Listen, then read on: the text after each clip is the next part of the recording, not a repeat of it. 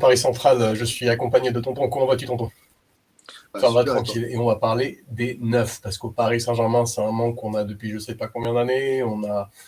La dernière fois qu'on avait un joueur capable de récupérer un ballon de la tête, ça commence à faire pas mal de temps maintenant. Et ce qu'on vous propose, c'est qu'on va commencer par la liste des noms comme ça, donner notre ressenti un peu sur chaque nom. Et ensuite de ça, on va se demander quelle piste serait à la fois souhaitable pour le Paris Saint-Germain, dans le contexte avec ou sans Kylian Mbappé. Et est-ce que c'est crédible? Est-ce que c'est une piste qui peut être atteinte ou pas? Et les noms desquels on va parler, je les donne tout de suite, hein, ça va être Osimhen, Openda, Kane, Vlahovic, Félix, Ramos et David. Et on va commencer le petit listing, et on commence donc par Osimhen. Quelle est ta lecture d'Osimhen, tonton? Osimhen, justement, c'est un joueur qui va coûter très cher, parce qu'il faut le rappeler, Aurelio De Laurentiis et Naples avaient casqué 80 millions quand même pour ce joueur, qui a progressé, qui a un long contrat. Et si vous nous suiviez l'été dernier, vous connaissez mon avis sur le fait de négocier avec la Serie A et les clubs italiens. C'est compliqué, on parle de clubs qui t'achètent des joueurs à 3 millions, ne veulent pas faire de concessions sur les prix d'achat, veulent revendre super cher leurs joueurs. Donc Osimhen a lui-même expliqué que c'était compliqué avec Mbappé de s'imposer au sein du Paris Saint-Germain. Et forcément, j'en aurais pas la même lecture. Si Mbappé reste au Paris Saint-Germain, ça pourrait être un complément très intéressant pour Mbappé. Cependant, ce n'est pas lui que je prioriserai si Mbappé reste au club. Cependant, si Mbappé est vendu et qu'il est vendu cher, ça devient une option crédible parce qu'on aura de l'argent pour le récupérer. Et en l'absence d'Mbappé, son profil sera peut-être plus cohérent. J'ai exactement la même lecture que toi. C'est pas tout à fait le même joueur que Mbappé. Enfin, c'est même pas du tout les mêmes joueurs, mais ils ont vraiment un gros point commun, c'est qu'ils font leurs appels de la même manière. Ils font leurs appels du même endroit. Et en fait, c'est ce que tu te retrouverais avec là où tu avais un Cavani qui savait adapter son appel à l'autre joueur. Est-ce que Mbappé ou Osimhen, s'ils sont à ce poste-là sur le terrain, sauraient le faire? Je sais pas. Et j'ai l'impression que ça mènerait à une situation où tu en aurais un des deux qui devrait être sur une aile. Et c'est un problème qu'on a déjà vu plusieurs fois au Paris Saint-Germain qui a amené des cacophonies. Et donc, Osimhen, qui est un joueur qui, pour moi, est sublime, avec Mbappé, ça serait tout sauf une bonne idée. Mais exactement comme toi, si jamais il y a Mbappé qui part, c'est une piste plus que crédible. On va attaquer avec la pépite belge de Lens, Loïs Openda. Quelle est ta lecture sur Openda, du coup? Louis Openda, j'en parlais quand j'ai fait le live sur ma chaîne de Red Bull, parce que Leipzig est très intéressé par le joueur depuis que Nkunku est amené à quitter le club. Et pour moi, c'est pas par hasard. Parce que Louis Openda, c'est un mec qui peut jouer attaquant de soutien, c'est un mec qui peut jouer neuf et il peut même jouer ailier droit dans ma vision de comment tu augmentes le truc. Donc Louis Openda, en fait, finalement, ça peut être quand même une sacrée bonne affaire. Cependant, est-ce que c'est celui sur lequel on doit tout miser, surtout si on a de l'argent? Pas forcément, mais ça reste quand même un joueur que je trouve super intéressant. Avec ou sans Mbappé de toute manière, parce qu'il n'a pas le même côté préférentiel en fait. Tout à fait. Après, moi, j'ai juste un immense bémol sur ce joueur. C'est son jeu de tête. Il est capable de mettre des têtes, mais tu remarqueras que les têtes qu'il met, la majorité des têtes qu'il met, il les met, elles sont à 1m20, 1m30. On parle d'un joueur qui fait 1m65, quelque chose comme ça, enfin un joueur qui est très petit en taille. Et là, tout à l'heure, pour Osimhen, on n'en a pas parlé. Osimhen, c'est un cador de la tête. C'est un mec qui est capable de te récupérer des ballons qui sont limite à 2 mètres de haut. Enfin, j'exagère un peu, mais pas forcément beaucoup. Ce que tu n'auras pas du tout avec Openda. Et un des immenses déficits du Paris Saint-Germain, ça a été le jeu de tête sur les dernières années. Et pour moi, rien que pour ça, hein, alors que c'est un joueur très prometteur, on pourrait se demander, tu vois, quand tu parles de Leipzig, pour moi, ça fait méga sens parce que d'une certaine manière, il a passé la post-formation, mais il peut encore progresser. Et pour lui, aller à Leipzig, ce serait formidable, même si pour Lens, je souhaite qu'il reste chez eux. Mais pour le Paris Saint-Germain, ce serait peut-être un peu trop tôt. Mais au-delà de ça, il a ce bémol de la tête. Si je pouvais ajouter justement quelque chose par rapport aux faiblesses qu'il a dans le jeu, Luis Openda, en dehors du football, c'est quelqu'un de très professionnel, c'est quelqu'un qui est hyper investi et qui est vraiment dans la progression aussi bien dans le foot que en dehors. Je veux dire, j'ai vu des trucs sur lui, je ne sais pas si vous avez vu tourner sur les réseaux les images des interviews de Openda qui disait qu'il met des lunettes avec des certains filtres de couleurs selon les moments de la journée pour que ses yeux ne soient pas trop surexposés, qui fait gaffe à ce qu'il mange, qui fait gaffe à ce qu'il boit, aux heures auxquelles il dort. Ouais, peut-être que c'est pas le meilleur joueur de la tête, mais je pense que si tu lui fais comprendre qu'il a intérêt à progresser dans cet axe de jeu pour avoir une place de titulaire au Paris Saint-Germain, ça peut être un joueur qui fera les efforts pour progresser. Ça, oui, mais Au niveau de la mentalité, en tout cas, c'est super intéressant. Il y a un moment où il y a l'argument du physique qui rentre en compte. Il fait, faut que je vérifie, mais je crois qu'il fait 1m64, 65 kg, quelque chose comme ça. Ça ne sera jamais quelqu'un qui va s'imposer dans les duels de tête, à moins qu'il prenne 20 kg en muscle, et à ce moment-là, il perdrait par ailleurs, etc., etc., etc. Donc, si tu veux, il y a une limitation physique. Si on n'avait pas ce déficit. Non, il est beaucoup plus grand que ce que tu dis, en fait. Il fait 1m77. Ah, tu mets un doute. Et le grand Radamel Falcao n'est pas beaucoup plus grand et ça ne l'a pas empêché d'être un tueur dans les airs. 1m77, ah oui, ok, my bad. Bah, ouais, du coup, j'étais en train de dire des bêtises. Non, mais en soi, tu as raison sur le fait qu'il doit progresser. J'étais persuadé qu'il était petit. Ouais, mais en soi, tu as raison sur le fait qu'il doit progresser de la tête. Donc, au final, c'est un axe de progression.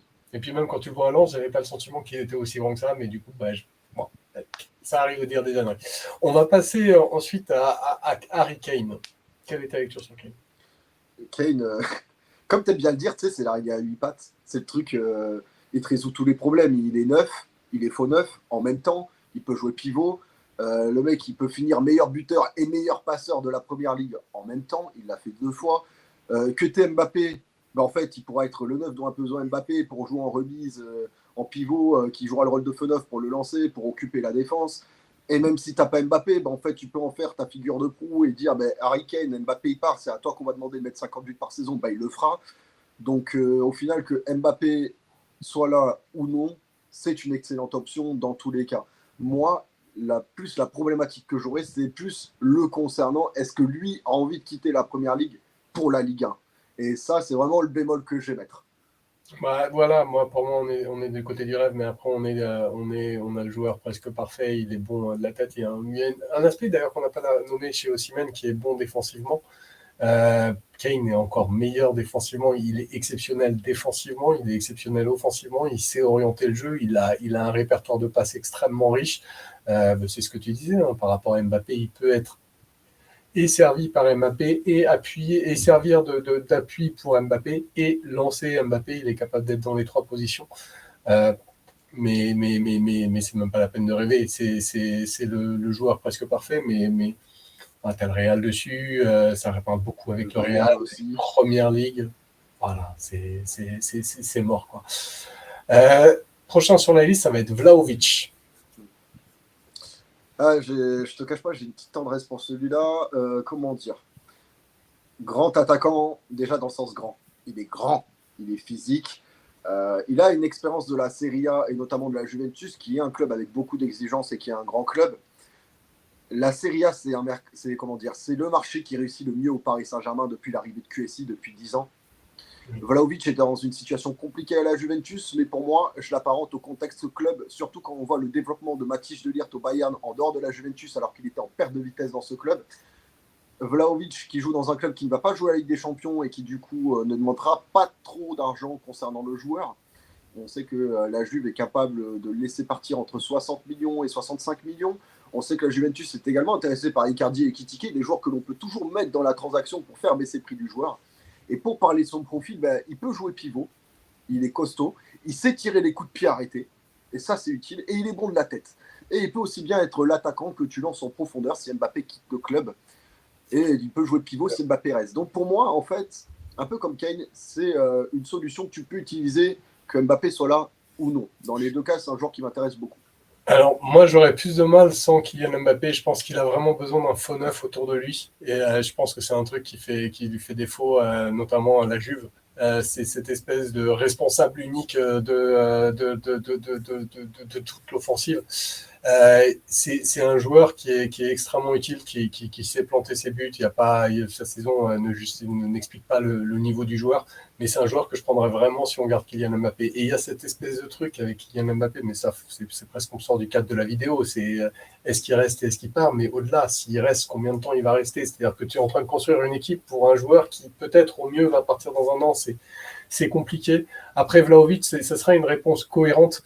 Mais en seul neuf, surtout sans ailier, ça impliquerait des recrutements très très importants en cas de départ de Mbappé de la saison suivante, quoi. Ensuite, on va parler de Joao, mais pour moi, il n'avait pas sa place dans cette liste, et tu as voulu le mettre, et donc je t'écoute. Non, Joao, je l'ai mis dans le sens où tu n'auras pas la même utilisation selon si Mbappé vient ou non. Bah, si Mbappé reste, je dis, excusez-moi. Si Mbappé il reste, au fond, on sait que c'est un ailier, mais qui a le rôle de buteur. C'est un buteur excentré, c'est lui qui est là pour mettre les 50 buts par saison. Et il a besoin de quelqu'un qui va jouer avec lui, en fait, qui va lui permettre de mettre ses buts. Et en fait, Joao Félix, si tu gardes Mbappé, tu peux le faire évoluer dans le rôle de faux neuf parce que tu auras quelqu'un à côté qui sera le buteur et qui aura le rôle de mettre les buts. Si en revanche Mbappé part, Joao Félix n'aura pas la même utilisation. Et je pense que, vu comment Luis Enrique joue, en fait, Joao Félix aura le rôle de l'attaquant de soutien ou de milieu offensif excentré. Donc je me dis que justement, c'est un joueur que tu peux utiliser, mais qui n'aura pas les mêmes rôles en fonction de si Mbappé reste ou non au Paris Saint-Germain en tout cas. Alors, si je résume, et je vais être un peu trop leste, que tu m'en excuseras, si Mbappé reste, tu veux deux joueurs qui jouent exactement dans la même zone, et si Mbappé part, tu veux te retrouver avec Dani Olmo qui sert à rien. Comment ça, Dani Olmo qui sert à rien? C'est un peu réducteur. L'Espagne. Tu veux te retrouver avec l'Espagne, l'Espagne du dernier Euro ou dernier mondial, je ne sais plus, parce qu'avec non, mais voilà, tu parles de l'Espagne de Luis Enrique qui n'avait pas de temps de neuf, donc qui a dû un peu inventer ça. Et au passage, Dani Olmo avait été un super faux neuf en Espagne contre l'Italie à l'Euro 2000. Oui, mais il y avait quand même un petit problème voilà. pour le mettre au fond. Alors justement, il y avait un problème parce que Luis Enrique était coach de sélection. Il ne pouvait pas ajuster son effectif sur le mercato quand il avait des manques à certains postes. Là, Luis Enrique, justement, s'il a des manques, il pourra faire un mercato. Et si par exemple Mbappé part et que Joao Félix est recruté dans cette optique d'être l'attaquant de soutien, il aura de l'argent pour acheter un neuf et il pourra surtout recruter un neuf qui lui correspond parce qu'il aura l'argent pour le faire. Ok, bon, alors si tu veux, dans ce cas-là, Joao Félix, mais dans ce cas-là, on n'est plus dans la vidéo parce que Joao Félix avec Mbappé et pas le neuf. Mais de toute façon, je tiens à préciser, à rester concentré parce qu'il va y avoir un fight entre Tonton et Basto sur justement Joao Félix où ils vont aller bien au fond des choses et ça sort peu de temps après cette vidéo. Mais oui, tu vois, voilà, dans un cas, tu recrutes un attaquant et pour moi, avec Mbappé, ça marcherait. Mais le problème, c'est qu'ils ont tous les deux tendance à dézonner sur la gauche et ils ont tous les deux tendance à se retrouver dans la même zone. Et pour moi, du coup, ça sera très, très compliqué. Mais on va passer. Alors, après, on n'est plus dans des grands noms, mais on est dans des noms qui sont, mine de rien, prometteurs, dont on parle beaucoup pour l'un, un peu moins pour l'autre, mais à mon sens, à tort. On va commencer par celui dont on parle beaucoup. Gonzalo Ramos, quelle est ta lecture? Gonzalo Ramos, il y a des choses qui pourraient te faire croire qu'il est prêt et d'autres non. Dans le sens où, du fait de jouer à Benfica, il a déjà une expérience de la Ligue des Champions. Du fait d'être un jeune neuf portugais, et les neufs portugais performants, il n'y en a pas 30, ça lui a donné une place en sélection, et notamment l'opportunité de briller à la Coupe du Monde. On l'a vu contre la Suisse, il a eu l'occasion de claquer un triplé, donc c'est un joueur qui a quand même une certaine expérience des compétitions de haut niveau dont on attend au Paris Saint-Germain. C'est cependant un neuf encore très jeune qui n'a pas passé de palier supérieur, qui du coup le doute subsiste sur le fait qu'il puisse s'imposer dans un club avec beaucoup d'ambition et de stress, parce que c'est une réalité, le contexte parisien actuel n'est pas le même que celui du Benfica actuel, avec tout le respect que j'ai pour Benfica, qui même s'il prouve qu'il est un très grand club, actuellement il n'a pas les mêmes ambitions que les clubs du top européen. Est-ce que Gonzalo Ramos peut passer ce cap? C'est la grande question en fait. Mais l'autre grande question, c'est surtout à quel prix. Parce qu'on sait qu'il a une clause libératoire hyper chère et on ne sait pas à combien veut négocier Benfica. Et si Benfica veut négocier à partir de 80 millions autour de ce joueur, je pense que c'est une piste que je ne vais absolument pas privilégier. Mais même à moins, moi, en fait. Même à moins, parce que tu l'as dit, tu vois, tu parles de Paris, mais c'est pareil, s'il devait se retrouver à la Juve, s'il devait se retrouver à Barcelone, au Real, s'il devait se retrouver à City, ou que sais-je, il y a un moment où la pression de résultat est tout autre. Ça ne veut pas dire qu'à Benfica, il n'y a pas de pression de résultat, ça ne veut pas dire qu'à Benfica, il n'y a pas de presse locale avec des scandales et avec tout ce qu'on veut, etc., et de Surtout pression. concernant lui. Elle existe, c'est juste qu'elle est tout à coup d'un autre niveau. Et le mec, pour l'instant, il n'a pas encore... il n'a pas encore ça. Puis il y a encore, alors moi j'ai pas vu tous ces matchs, mais j'ai eu des échos, il y a encore des matchs à côté desquels il passe. Il n'est pas non plus dans une constance absolue tout en étant à Benfica. Il a encore besoin d'au moins une saison à Benfica, de confirmer. On a vu beaucoup de joueurs, il y a Nuno Mendes qui est un contre-exemple, mais lui c'est un fureur et classe. On a eu beaucoup de joueurs partir trop tôt du Portugal. Et on en a vu par opposition, quand tu regardes à City, tu prends Diaz, Diaz il est resté 2-3 ans au Portugal de plus, et ça a donné le joueur que c'est. Donc il y a un moment où les joueurs, il faut savoir aussi les laisser grandir avant de tout de suite vouloir les déménager et les mettre dans des joueurs où ils auront une exposition énorme et où très souvent, ils finissent par être écrasés par les attentes qui sont placées en eux. Enfin, pour moi, c'est juste trop tôt. En fait, Gonzalo Ramos, tout le monde en parle parce que tout le monde s'enflamme justement à cause de ce match contre la Suisse. Mais à mes yeux, c'est ma lecture, hein, mais à mes yeux, c'est complètement démesuré. C'est qu'il répond à une logique, je veux dire, le joueur de Jorge Mendes, Oui, portugais. oui, bien sûr, oui. Tu vois, il a de l'expérience, mais après, c'est comme j'ai dit, le problème, ça va être le prix, en fait. Et en fait, comme tu dis, je vois pas le fait de payer le prix de ce joueur et de le prêter un an à Benfica pour qu'il se développe, surtout au prix qu'il va coûter, ça n'a aucun sens. Tu as besoin d'un neuf tout de suite, pas d'un neuf que tu vas prêter et qui va coûter entre 60 et 100 millions d'euros. Donc, pour ces raisons-là, ça semble compliqué. Et reste le dernier, que moi, c'est un joueur que j'aime beaucoup, dont on entend très peu parler. Jonathan David, je commence vite fait. Moi, j'ai commencé par beaucoup le critiquer. Je ne comprenais pas ce qu'il avait, joueur. Je le trouvais nul, etc., etc. Et c'est un joueur qui a su se remettre en cause. Tu parlais tout à l'heure de l'hygiène de Penda. Je crois qu'on peut parler de celle de Jonathan David aussi. Lui, pour le coup, là où Gonzalo Ramos est le buteur de son équipe nationale, David, lui, est le leader de son équipe nationale. Et c'est pour partie, il la porte sur ses épaules. Il a une maturité que je trouve phénoménale. C'est un attaquant prodigieux. Après, est-ce que c'est l'attaquant qu'il nous faut? C'est pas vraiment un attaquant de tête. C'est pas vraiment. Sans Kylian Mbappé, tu pourrais construire un futur avec lui, mais pareil, comme pour Ramos, ça serait un futur. Ce serait peut-être un chouïa trop tôt.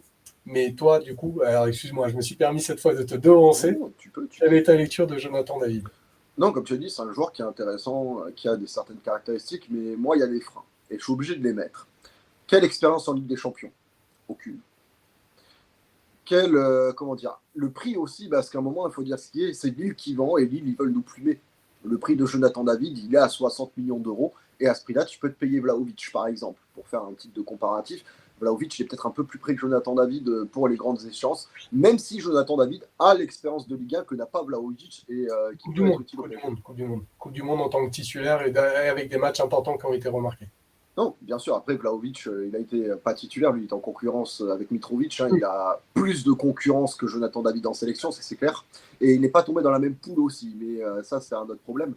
Mais comme je dis, moi le problème de Jonathan David, en fait, il va se situer plus sur le fait que le joueur n'a aucune expérience en Ligue des Champions et qu'il va coûter super cher, et au prix où il va coûter, ben, c'est dommage de surpayer le joueur. S'il avait été à un prix qui aurait été honnête et abordable, ça aurait pu être un joueur qui aurait pu être intéressant, sur lequel j'aurais tenté des choses.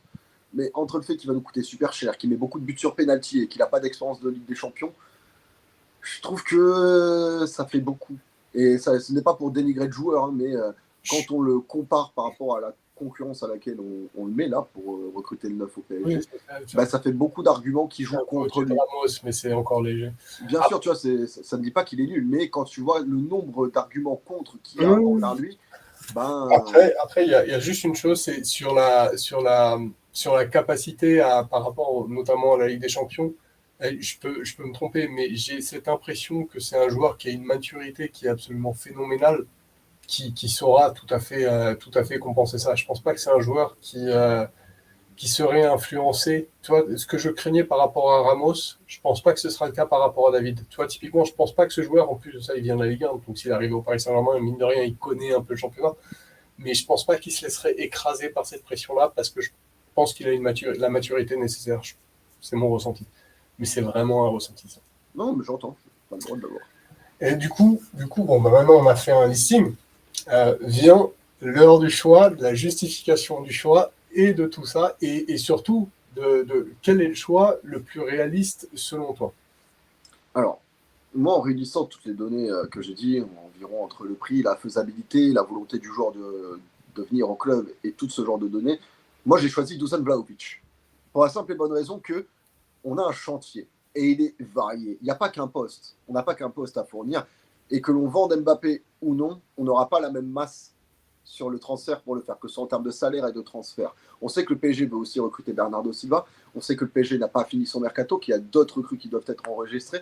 Et à un moment, même si j'aime beaucoup la piste Osimhen, si tu l'achètes pour 160 millions, tu grilles tes autres pistes. Et Harry Kane, moi, selon mon avis, ça reste mon avis, vous avez le droit de ne pas être d'accord avec moi, je pense qu'Harry Kane, il ne voudra pas aller jouer en Ligue 1 pour quitter la Première Ligue. Je pense que le Bayern, ça peut l'intéresser, le Real Madrid peut l'intéresser, les autres clubs de Première Ligue comme Manchester United peuvent l'intéresser, Ce n'est pas contre le PSG, je ne pense pas qu'il y ait quelque chose contre le Paris Saint-Germain, mais je pense que c'est plus le championnat qui lui pose un petit peu problème. Et quand je lis toutes ces données, Gonzalo Ramos, ça va être plus cher que Vlahovic. Jonathan David, ça va être le même prix. Et João Félix, c'est pas un neuf. Donc du coup, quand je prends toutes ces données, moi je fais le choix de Vlahovic parce que ça te permet d'avoir un neuf pas trop cher, mais qui en même temps a certaines caractéristiques dont on a besoin à ce poste. Et ça nous permet aussi de mettre beaucoup d'argent sur les autres postes pour lesquels on a des besoins, notamment le 8, l'ailier droit et tous les autres postes que de toute façon on va aborder dans les prochains jours sur Paris Central. Alors, moi, spontanément, si Mbappé reste, je signe aussi Vlahovic avec cet immense bémol on est en train de s'adapter à un joueur qui peut partir dans un an et du coup devoir reconstruire tout un tas de choses derrière. Parce que se retrouver dans la même situation que la Juve en mettant seul Vlahovic devant et grosso merdo, hashtag c'est le plan, ce serait pas très très intelligent. Et en cas de départ de Mbappé, je vais pas être surprenant, hein, je vais être comme beaucoup de gens, je craque le billet pour Osimhen. Alors j'espère que c'est un peu moins cher que 160 millions quand même, ce serait un peu, je pense qu'il y a moyen d'aller un peu moins cher que ça, je pense plus dans les 130, 140. Mais pourquoi? Parce qu'avec Osimhen, t'as l'attaquant moderne qui est capable, lui, d'occuper tout le front de l'attaque. Il manquerait effectivement un 8, mais tu mets Bernardo Silva avec. T'as Osimhen qui est quelquefois où Osimhen aurait une possibilité de faire des passes, mais Bernardo Silva est toujours bien placé pour les recevoir. La majorité du temps, Osimhen est très bien servi, il est capable de faire des appels de loin. C'est vraiment l'attaquant complet qui est bon de la tête, qui est bon défensivement, qui apporte tout. Alors bien sûr, un Kane, je ne rentre même pas dans les détails, il y a et le joueur, et ensuite de ça, le club et le fait que c'est un joueur qui est extrêmement demandé, extrêmement recherché, et on n'est pas les seuls sur dessus, et voilà. Et pour Osimhen, aussi, si on met beaucoup de joueurs, beaucoup de clubs pourraient être intéressés, mais si le club qui met le prix, par contre, pourrait l'avoir. Et du coup, si Mbappé part, moi je prends Osimhen parce que je lock l'avenir de cette manière-là. C'est un joueur jeune qui est jeune, qui est plus si jeune maintenant, mais qui n'est pas encore vieux, loin de là, et qui pourrait être très utile sur de nombreuses années.